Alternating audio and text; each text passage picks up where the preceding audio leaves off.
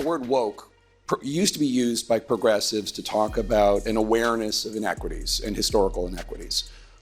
But obviously it means something else to conservatives criticizing it. What does it mean to you? How do you define woke? There's a lot of things. I mean, you want to start with biological boys playing in girls' sports. That's one thing. The fact that we have gender pronoun classes in the military now. I mean, all of these things that are pushing what a small minority want on the majority of Americans, it's too much.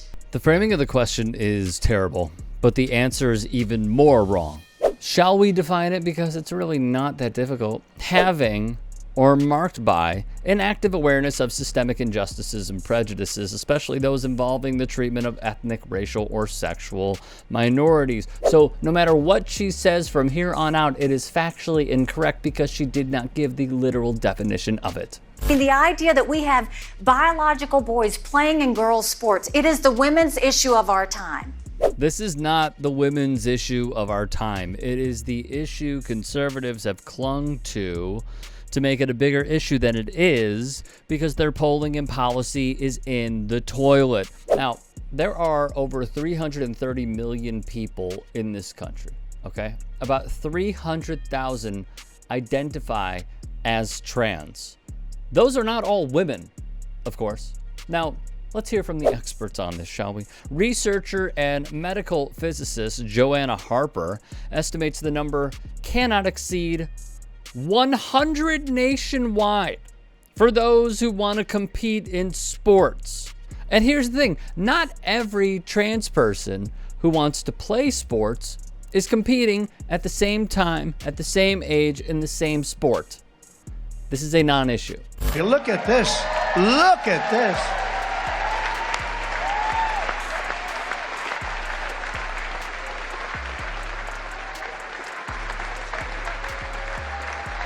Riley Gaines, a swimmer who finished 5th in her race, was ticked trans athlete Leah Thomas finished 4th.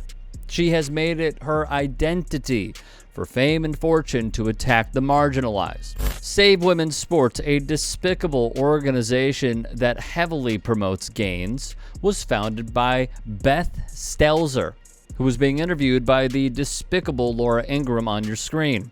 She would say the group is caught in their feelings and they really can't justify their position when you start talking facts. So it was then found Stelzer frequently advocates and testifies at legislative hearings using false or baseless claims to encourage bans on trans women and girls from participating in sports on teams aligned with their gender identity.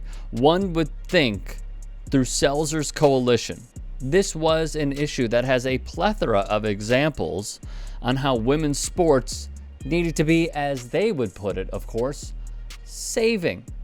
However, this is via their own coalition, okay? Save Women's Sports identified only 5 trans athletes competing on girls' teams in school sports for grades K through 12. 5.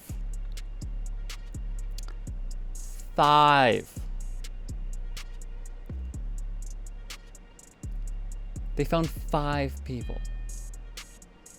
They are fear-mongering, hate-mongering, selling a lie that this is the biggest issue plaguing women.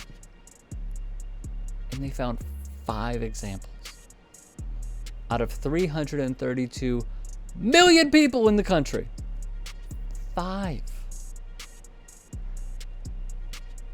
That is pathetic. You would think with election denial they would at least inflate the numbers, but no, they found 5 examples. Meanwhile, Haley didn't mention she is aligned with the group, writing an op-ed and pandering harder and harder in a cause she just learned about in March 2021 because she didn't tweet about this at all prior to that. How are we supposed to get our girls used to the fact that biological boys are in their locker rooms?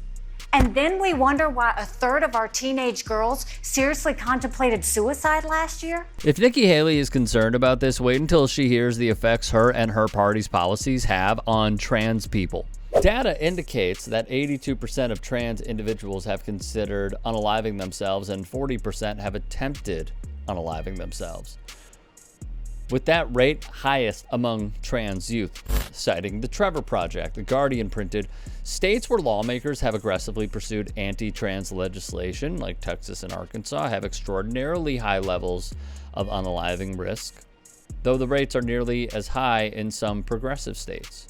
When LGBTQ youth have access to safe and affirming spaces, Trevor Project senior researcher scientist Dr. Maisha Prince told Vice they report lower rates. Furthermore, more than 90% of trans and non-binary youth said they worried about laws denying them access to gender-affirming care and bathrooms, while 83% of trans and non-binary youth said they worried about bills banning them from playing on sports teams that match their gender. It's fairly obvious. The benefits of participation in sports are not only maintaining good physical health, but it helps to build self-confidence, self-esteem, leadership skills, understand the value of teamwork, and a lot more. So when I see Nikki Haley, okay, you know what I see? I see desperation. I see someone who is running to plot their next move, so that way when they bow out of the race, they have a position somewhere. She is trying to get on the map and on the radar to not win. We all know that she will not win. It is more so to do with what is her next move, because this is all a ploy and she is desperate. And on top of that, as we close, I would give Nikki Haley the advice from none other than Nikki Haley. Stop pushing your views on everybody else.